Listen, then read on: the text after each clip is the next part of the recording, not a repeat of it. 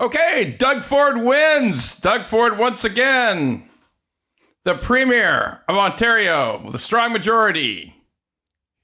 Who cares? He was always going to win.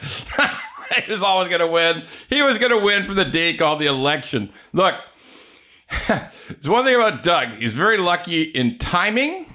He's a lucky guy. I mean, like, Doug is he's had a lot of good luck. He's done some things in his election. I'm not so sure about the government, but he's done some things about elections that are very smart. First of all, he has the two smartest guys in Ontario politics working for him. Corey Tonight, Nick Corvallis, smartest guys. And they knew exactly what time to call the election. Maybe as soon as they saw Trump win, they said, hey, I know what to do. So, yeah, they did it for him. And, you got to give credit to guys who pick good people. Like, if you got good people, you don't have to be the smartest guy in the room. If you got great people and you just let them do their job, and he was easy. Like, there was never any doubt, no doubt about him winning from the first day he called the election. The next day's poll said, yeah, he's going to win. And he won. All right, look. This is the important part now. Premier Ford, you've won again. You don't have to run anymore. You don't have to go after 4. You got 4 years to create a real legacy for Ontario, for the people of Ontario. You don't have to run again. You've won so much. You've looked so good. You've had these majorities.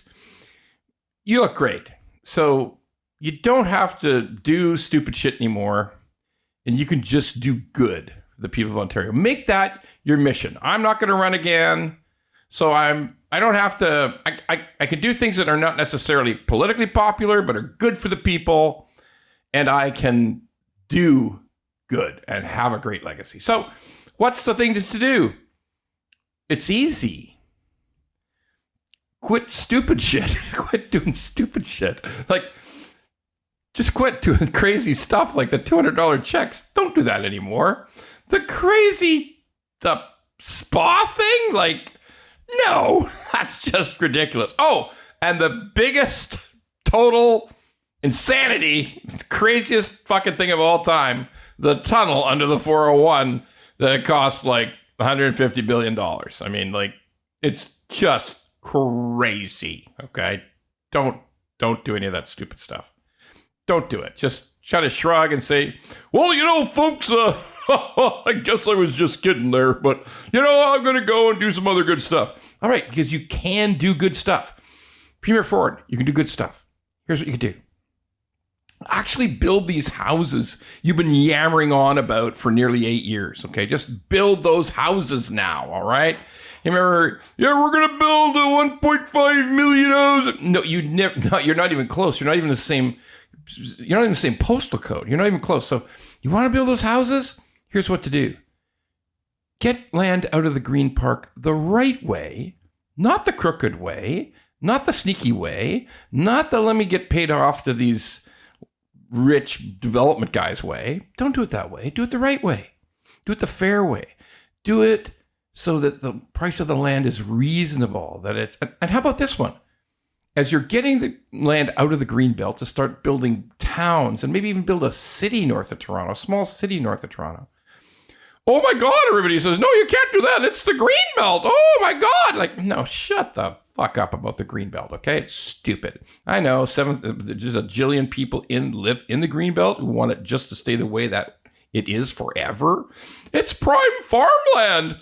Yeah, no, I think most of the fruits and vegetables come from a whole other different countries. I mean, and I think they can grow enough grain in the prairies, and I think we're going to be fine. Like, we're just going to be fine. So, and it's not like we're going to use all of it. Like, some of it's just rocks and bush. Okay, so let's release land fairly, equitably, intelligently from the Greenbelt. Doug Ford, convince these municipalities they have to stop with the crazy development fees. Stop with adding $200,000 to the price of every house, $300,000, $80,000, $90,000. It's crazy, all these cities and towns. And before everybody stops saying, no, they've got to pay their way or my property taxes might go up. Guess what? Your property taxes are going up. And in the city of Toronto, they have $4 billion of development fee in a checking account somewhere. Like, yeah, it's just sitting there because if you build a condo and all you got to do is in downtown, you don't have a park to build. You don't have a library to build. You don't have any roads to build. The roads are there. You're building on the street that used to have a parking lot on it. You're just building on. Come on, let's be rational here. You don't need all those development fees, and not because they harm young people. Young people want to buy new homes, start families, invest in a neighborhood. You can't do that if 200 grand is going to the government out of every house, or 300, or 90 grand, 100 grand out of every condo. That's crazy. It's senseless. Stop it. And release crown lands. Like, there's still lots of land in and around towns and municipalities that are owned by the province that are barely used. I mean, seriously, if you've made no real legitimate attempt to quickly release crown lands at very low cost, insist the developers create like reasonable house price, like entry-level house prices, entry-level houses. You've never done that. You could do so much to fix the real estate problem if you're willing, if you really are willing to bat away your developer friends and say, no, we're going to do this the right way. And you tell all those Greenbelt crazies that, no, we're going to use some Greenbelt. That's all you got to do. Do the right thing. Build a legacy. You're not going to be premier for 100 years. This is the last run. Use it. Do great things, Doug Ford.